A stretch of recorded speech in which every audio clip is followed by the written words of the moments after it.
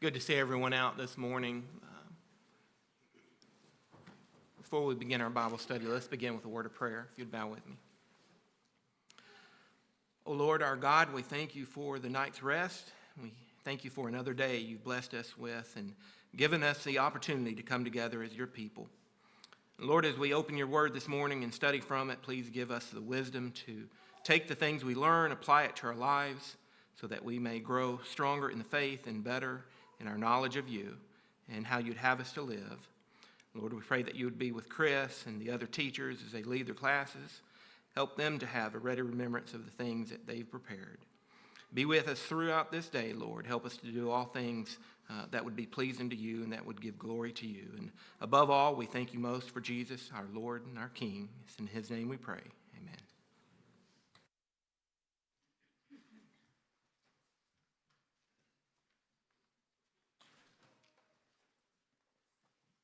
Good morning to everyone. It's good to get our gospel meeting off to a really good start last night. Looking forward to our services today.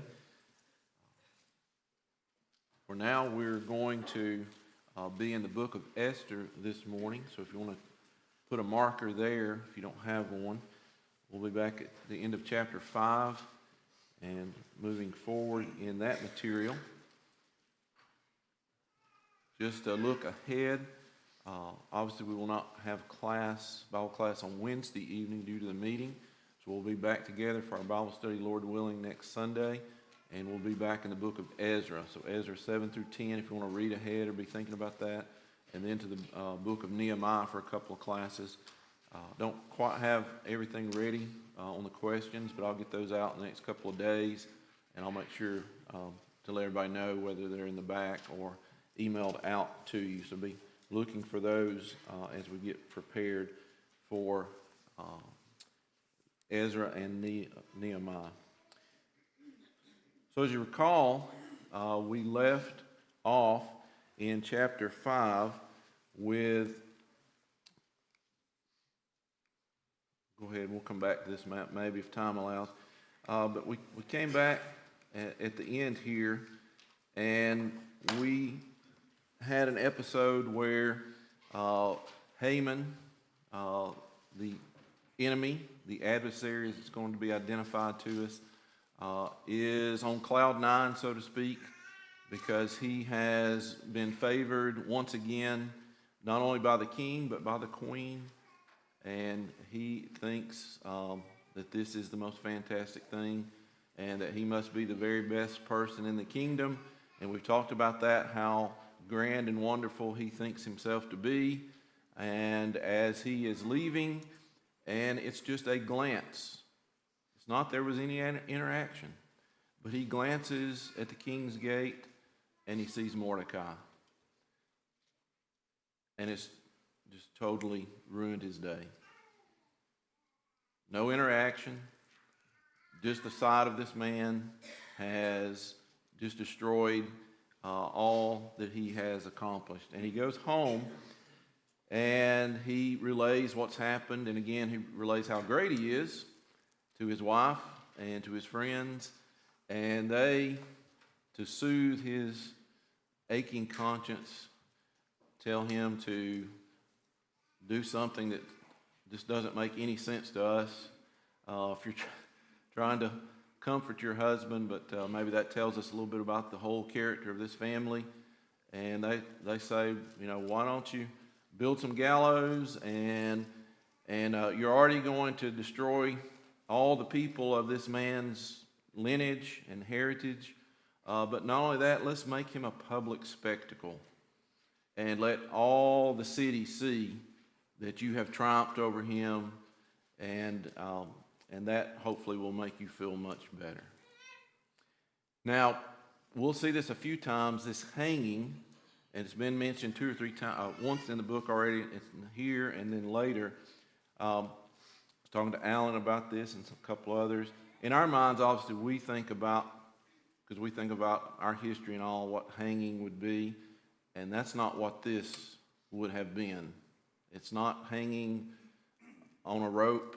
It would seem it was much more terrible than that. It was apparently impaling a person up on a pole, so to speak, a stake. And remember we read about earlier one of the punishments if you spoke against the God of these people, that part of the building would be torn apart and you would be placed upon that, hung upon that. And in the same way, that's what seems to be told to us here, that he would be impaled, killed on that, and then left there for everyone to see. And so that's how we end chapter 5. And that's a terrible thing to think about, because that's the potential of what could happen to Mordecai. And of course, the plan is in place for the people to be exterminated. And so, with that in mind, let's turn over to the book of Psalms, and let's look at Psalm chapter 7. Thought about this as I was working on the lesson. In Psalm 7, 14 through 16. Think about this and think about as we play out what takes place in the rest of our lesson today. Behold, the wicked brings forth iniquity. Yes, he conceives trouble and brings forth falsehood. He made a pit and dug it out, and is fallen in the ditch which he made. His trouble shall return upon his own head, and his violent dealing shall come down on his own crown. God will bring that about today as we look into our lesson. So let's get into chapter 6, and didn't even realize it, and if y'all notice, Haman's hatred, Haman humiliated. Marshall's getting to me, I guess, and I fought off the challenge of putting Haman hung. I didn't put that for the next chapter, but we could have. But this chapter, Haman will be humiliated. Tremendous providence throughout the book, obviously. If there was ever an area really you wanted to focus in on, chapter 6 could be as good as it gets. Think about this. Many of us have had sleepless nights. Now, most of us can't summon somebody to come and read for us.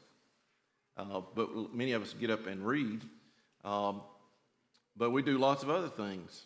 But it just so happened on this night, the night after all this has taken place, and there's going to be a banquet the next day. The king, for some reason, can't sleep. He gets up, and of all the things he could do, he summoned someone to bring him some of the chronicles, thinking, well, that'll put me to sleep. Somebody reading the chronicles of what's happened over the past whatever amount of time. And it just so happens that they pick some chronicles that deal with something that's happened in his reign. And it just so happens that they turn into the chronicles to an episode about some man who saved the king's life. And that man's name was Mordecai. And it just so happened that this king, and we've kind of talked about this king, is probably not the best of men, and you would have thought if you saved the king's life, you would have been honored. You'd have been rewarded. And yet, this king had done nothing in order to honor Mordecai. He just passed that up. That's been years ago. But the king hears this, and he asks, and the thing is, he should have known, but he says, was something done for this man? Well, no, nothing's been done for this man. And it just so happens that Haman, urged on by his wife and his friends, and you can imagine this, my guess is he had a sleepless night, but it was probably anticipation of what he's going to get to do the next morning. And so he's up early, and he's already at the king's court, and he's just waiting. I'm going to be first in line, and I'm going to talk to the king, and this is going to be fantastic. This is going to be great. And so the king sees him, much like we saw with Esther. Hey, Haman's out there. Come in here. I need to talk to you.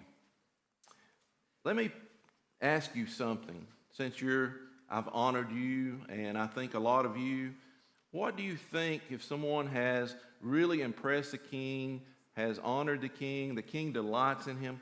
What should I do for someone like that? And again, we see the character of Haman come out. Because the Bible tells us, he's talking about me. This cannot be any better. I'm going to get rid of Mordecai. I'm going to get rid of his people. And the king wants to do something for me. So I'm going to lay it on really thick.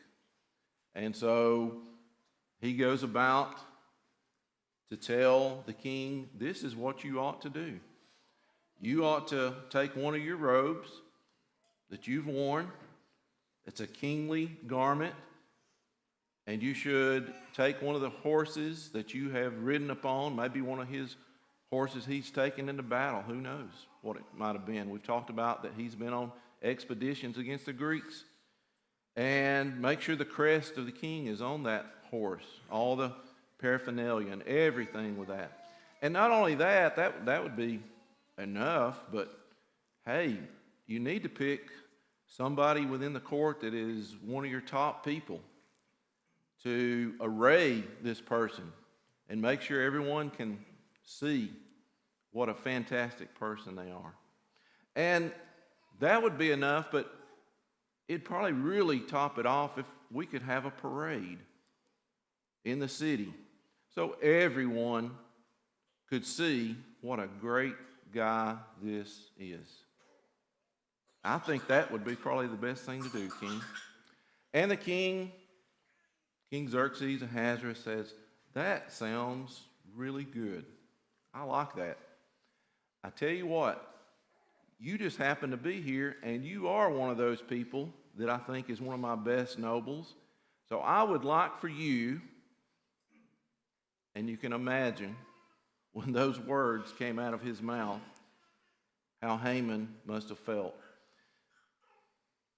This is what we call in books and in episodes the high tide. This is the high tide of Haman. And from here it goes downhill quickly.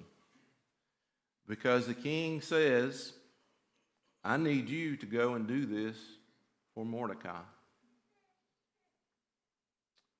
And we can only imagine how Haman could feel. He is humbled and humiliated, and he's forced to do this to the very man that he's trying to get rid of.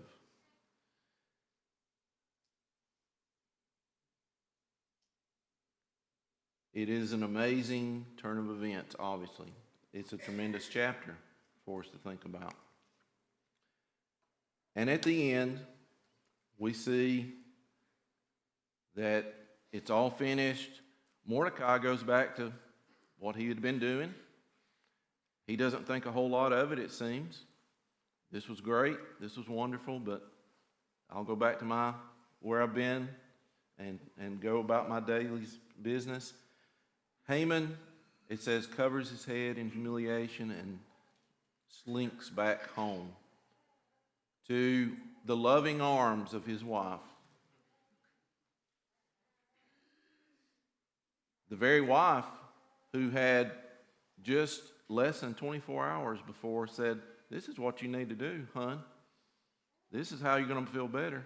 And now she says, ooh, that's who it was? And this is what's been done? It's nice knowing you. It's over.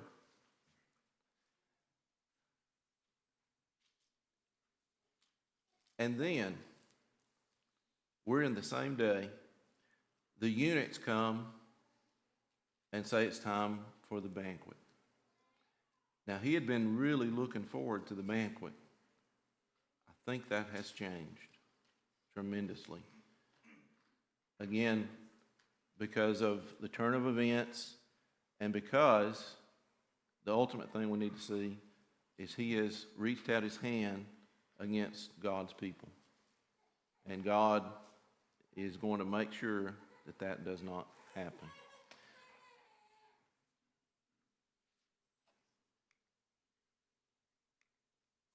Chapter 7. We talked about earlier that Esther had a good bit of courage, correct? When she was just willing to go and see if the king would acknowledge her. And then we've had these episodes where she could have told him what is happening. And we talked about the fact, what might be going on there? Is she, maybe her faith a little bit, she's just not sure, or is in the midst of this thought process and all. Maybe there's been communication between her and Mordecai, and they've thought this out, and this is the way it should go. You need to wait for the opportune moment. We're just not sure because it's not revealed to us. But what we do know is it is in God's time, and it is the opportune time, and she is willing to step up and speak out. And so here in chapter 7, as the plot is revealed, she does make that request known. And she goes about it maybe a little different than maybe what we would have thought as we read through that section of the passage, because she talks about, my life is in danger. You love me. We've talked about this already. She found favor in his eyes. And so she goes about, I know you care about me, and my life is in danger. Not only my life, but my people's life. And still we don't know who those people are. At least the king does. And it says here in verse 4, we have been sold, my people and I, to be destroyed, killed, annihilated. Had we been sold as male and female slaves, I would have held my tongue, although the enemy could never compensate for the king's loss. And the king obviously says, who is he? Where is he? Who has done this? And again, if you're thinking about the story playing out and where Haman's at, he's at this banquet. He hears this discussion. I don't know how much he hears because his mind's probably spinning already of all the things that's taken place. And she says, that's the adversary.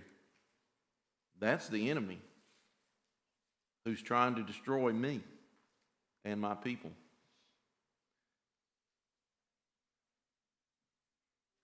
Now it all comes together at this moment for Haman, I'm sure.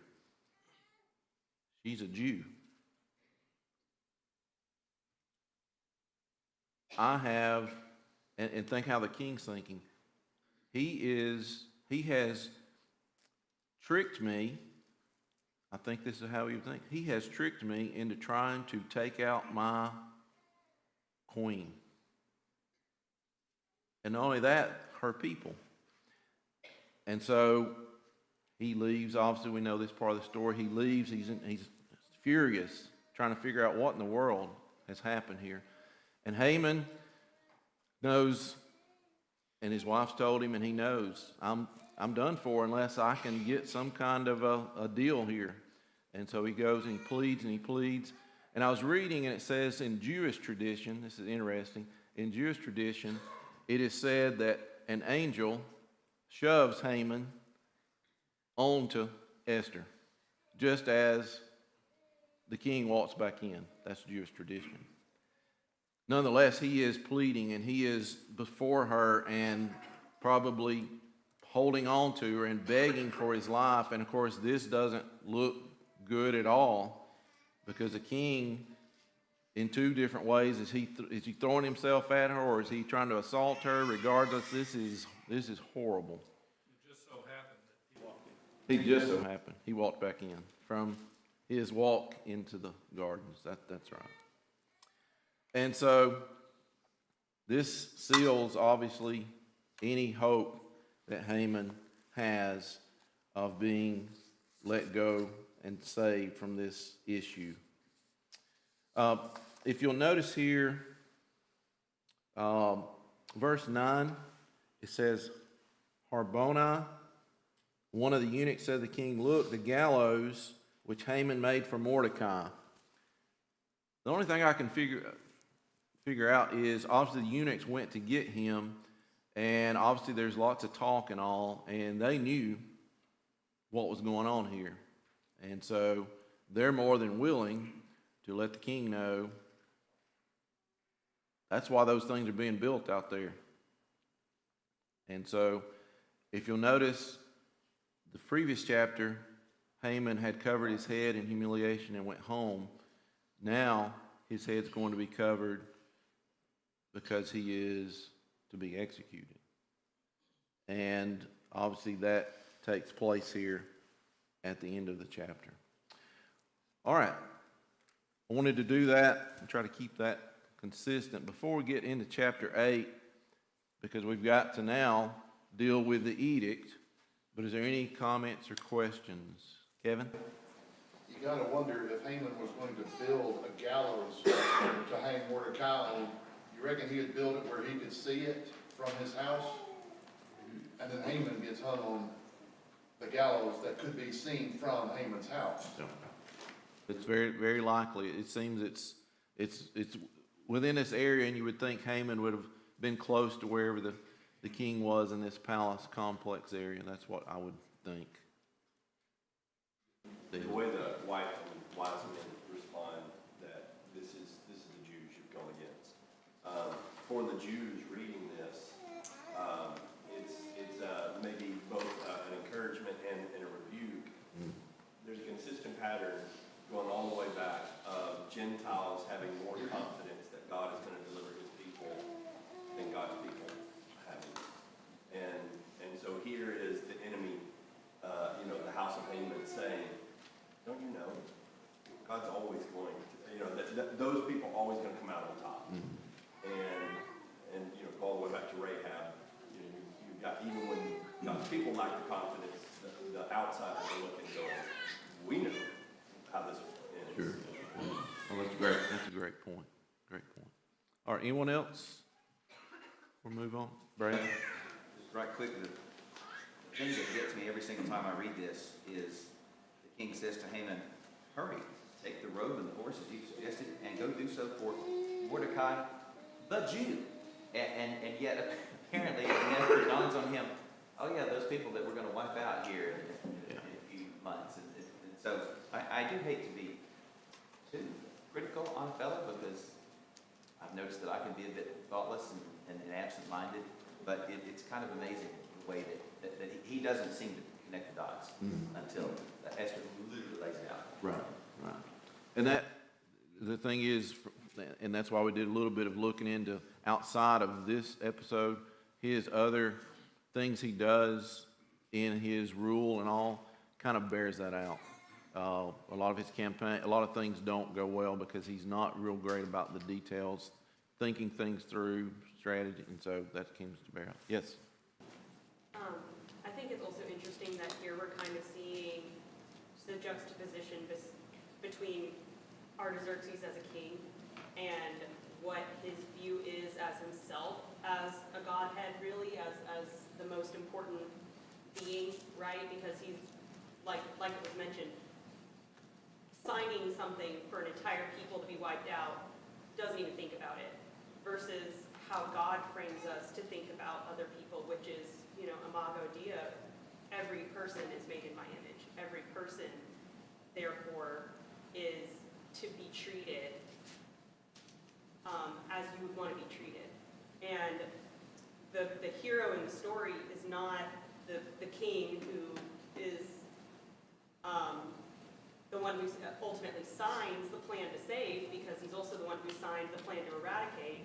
It's the people who force him to confront what he's done and ask him to correct it, to see the people that he signed off on as people in need of saving. Yeah, good point. Good point. In fact, we're going to get to that, the whole idea of, and the book's named after Esther, and Esther has an important part to play, but I think ultimately Mordecai is the main focus of a lot of this book, because there's connection, and we'll talk a little bit about Mordecai's connection and how God, Mordecai's connection to the people and God's connection to people. Try to make that point before we get to the end here. All right, so let's get into chapter 8. As kind of was mentioned, we've got to do a few things here. First of all, his house, his position are going to the Jews.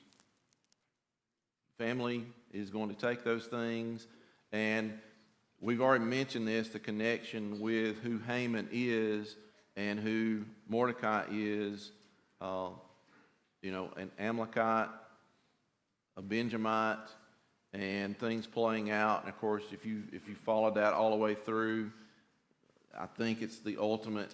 We're going to finish what should have been done by King Saul, and that's going to kind of take place here, if that is in fact how that plays out with the two families or the two groups of people.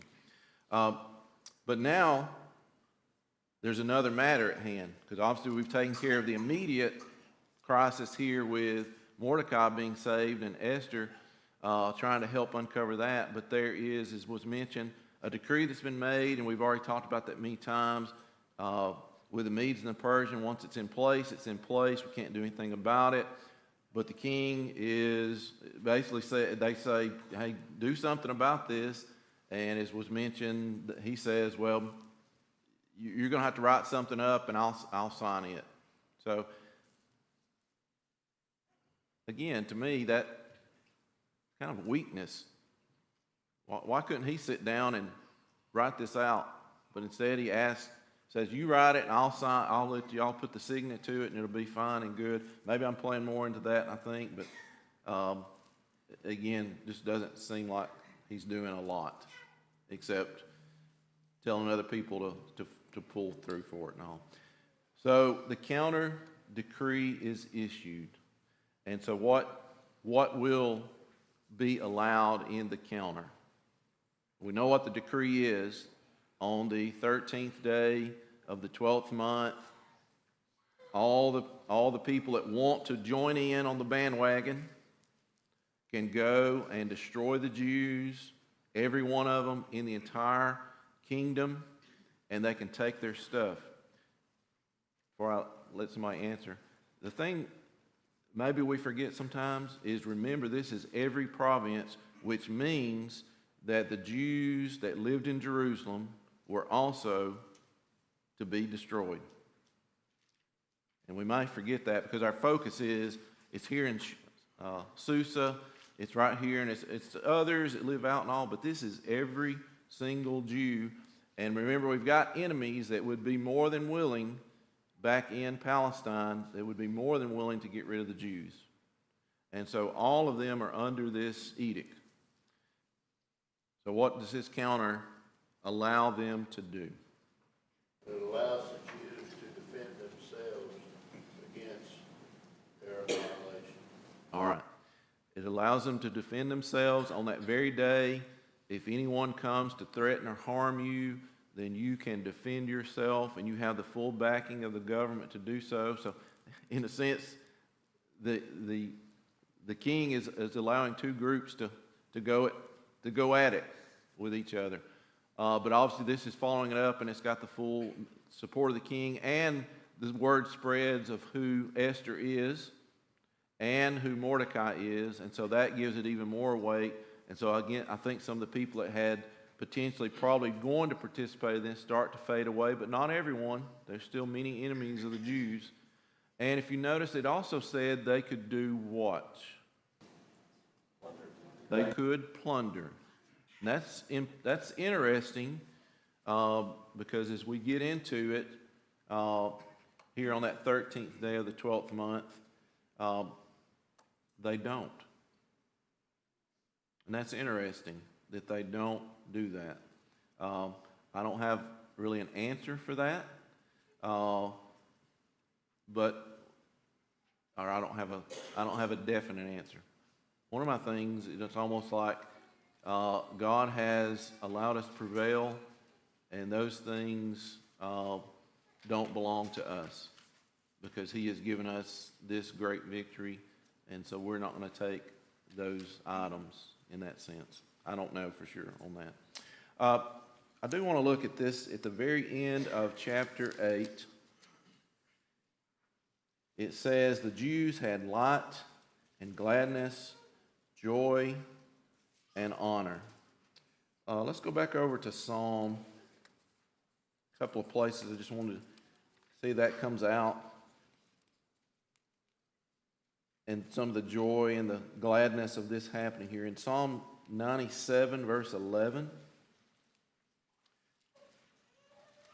Psalm 97 and verse 11. Light is sown for the righteous, and gladness for the upright in heart. Rejoice in the Lord, you righteous, and give thanks. It is at the remembrance of his holy name. I can only imagine the thanks that was being given to God, though not mentioned here, but this gladness of the possibility of being protected. And then 112 and 4, unto the upright there arises light in the darkness. He is gracious and full of compassion and righteous. So God truly in taking care and thinking about his people. And then we get to the end here, and just got kind of a mention very quickly and all. But what else seems to happen here at the end of chapter 8? We've got obviously the enemy. You can defend and fight against the enemies when they attack you. But then because of Mordecai's influence and because of what's being done, what else? Alan? Many are made proselytes. All right. So again, thinking way, way forward, we've talked about this a few times. Jews are all over the empire. And their influence is being, those that are being the true image bearers they ought to be, are making an impact throughout the empire. And there are people, it would seem, all over that are converting, okay, the Gentiles converting into Judaism. And of course, again, we talked about we get all the way to Acts 2, and people from all over some of these very places are going to be some of the Jews, obviously, that come, but there are other people throughout the empire that are also, at least at this period of time, humbling themselves before the God of heaven. So just kind of a quick mention there at the end. So many became Jews. All right. Chapter 9, victory for the Jews. So you would have thought when all this would have happened, that was the 3rd month. You got till the 12th month for this to happen. You would think that everyone knows, hey, they can defend themselves. The king is behind this. The full weight of the government is in support of this. In other words, he's told all his people, I want you to help. And yet, there are thousands of people that still want to try to annihilate the Jews, to take from them these items. That's interesting to me that much time passes and there's still this effort, because we have 500 in the city plus more beyond that because of another day, and we've got, I think, 75,000 that are going to be killed. And so again, it speaks to those that hated them. This hatred was deep and had apparently been cultivated over time. Now, I don't know if this is from past experience. These are peoples that had been subjugated, conquered by Israel in the past. That would be my guess. They have been enemies of the Jews all this time, and so this is just another opportunity for them. But nonetheless, they are not going to be the ones that win at this episode, correct?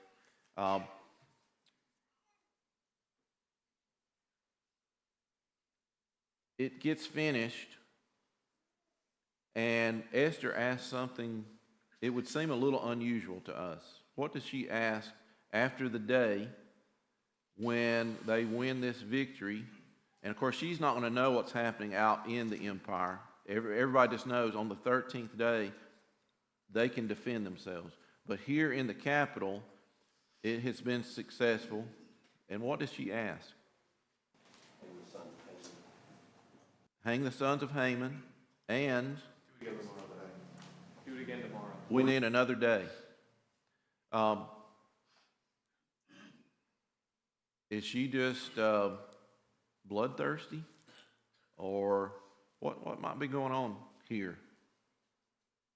Or is there some tinges of maybe some providence? Because as Stephen mentioned, we're going to now take out the family of Haman, the 10 sons, and pretty much, it would seem, eliminate this line of people and all. So I don't know if that's part of it or not.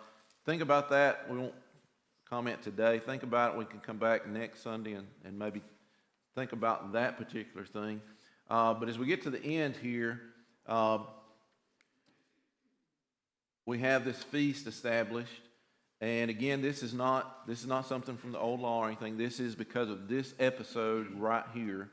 And Mordecai, again, is given the permission, not the king. Mordecai writes up this decree that is sent out to all the provinces for them to celebrate this very incident when they are saved from their enemies. It's a day of feasting. We've already referenced the things in Psalm. I can think about them reading from the Psalms and talking about the victory that they've been given because of God protecting them. And also, if you notice there, a couple of times it says it is a time to exchange gifts to one another for the great things that's been done and to give to the poor.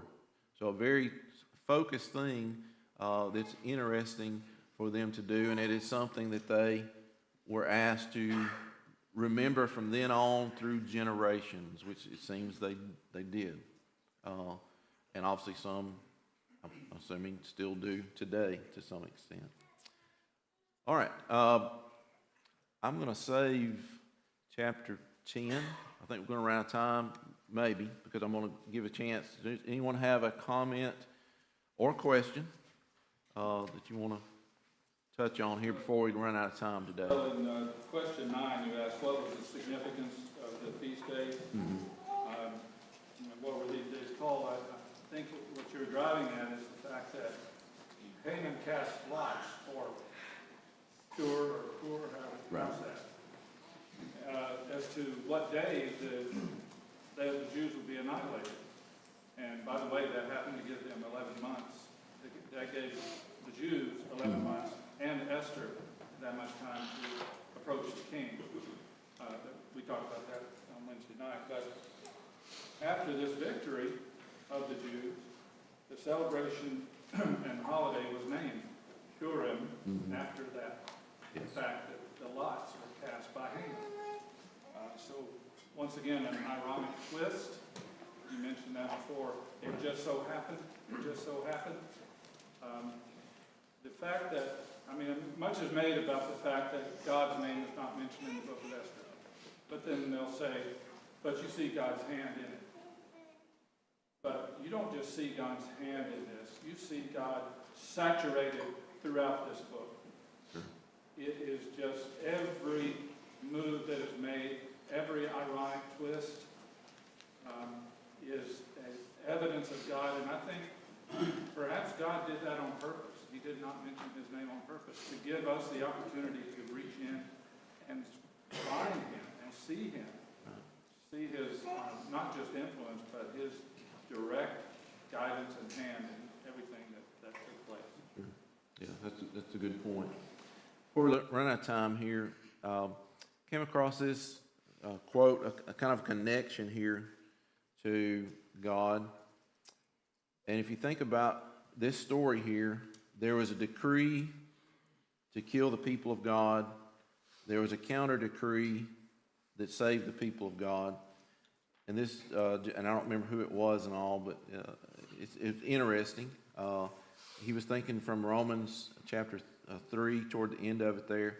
God's decree, God's ultimate decree demands our death. We have all violated his commands.